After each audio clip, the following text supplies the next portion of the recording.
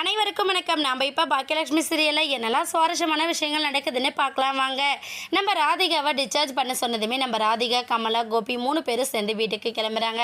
வீட்டுக்கு கிளம்புறதுக்கு முன்னாடி நம்ம கோபிக்கு 1008 கண்டிஷன்ஸை போட்டு தான் நம்ம கமலாவும் ராதிகாவும் வீட்டுக்கே வராங்க. நாங்கள் வரோம் அப்படின்னா கண்டிப்பாக அந்த இடத்துல உங்கள் அம்மா இருக்கவே கூடாது. உங்கள் அம்மா இருந்தால் நான் நிம்மதியாகவே இருக்க மாட்டேன்.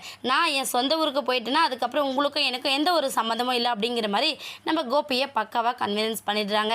கோபியும் சரி வா போகலாம் அப்படின்னு சொல்லிட்டு அதையே மைண்டுக்குள்ளே ஏற்றிக்கிட்டு வீட்டுக்கு போகிறாங்க. வீட்டில் என்னடான்னா நம்ம ஈஸ்வரி மனசொடைஞ்சு போய் நிற்கிறாங்க. காரணம் நம்ம தான் அந்த குழந்தைய ஏதோ பண்ணிட்ட மாதிரி எல்லாரும் நினைக்கிறாங்க அப்படிங்கிற மாதிரி தான் நம்ம ஈஸ்வரி ஃபீல் பண்ணி உட்காந்துட்ருக்க. கமலா வீட்டை திறந்து ஈஸ்வரியை பார்த்ததுமே ஏய் நீ எல்லாம் என்ன பொம்பளை, இன்னும் எதுக்காக இந்த வீட்டுக்குள்ளே உட்காந்துட்ருக்க?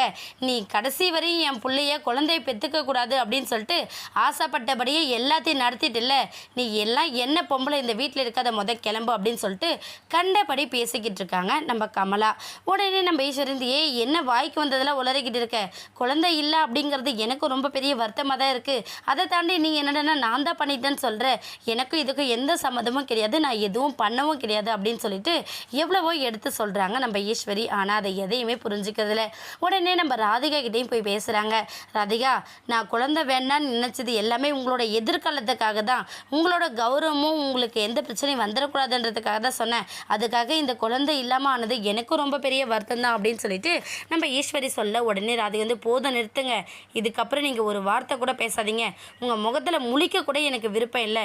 நீங்கள் என் நினச்ச மாதிரியே என் குழந்தைய அழிச்சிட்டீங்க, கொலை பண்ணிட்டீங்க. நீங்கள் தான் என் குழந்தை வேண்டாம் வேண்டான்னு சொன்னீங்க.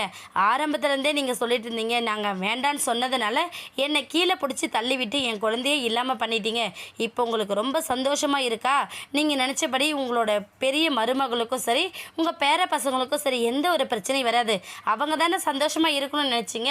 அதுக்கப்புறம் இந்த வீட்டில் உங்களுக்கு என்ன வேலை இருக்குது அப்படிங்கிற மாதிரி நம்ம ராதிகாவும் கேட்குறாங்க. இதெல்லாம் கேட்டு ஈஸ்வரி அப்படியே மனசுடைஞ்சு போயிடுறாங்க. என்னாக போதுன்னு வெயிட் பண்ணி பார்க்கலாம். இந்த வீடியோ உங்களுக்கு பிடிச்சிருந்தா மறக்காமல் நம்ம சேனலை சப்ஸ்கிரைப் பண்ணுங்கள். தேங்க்யூ.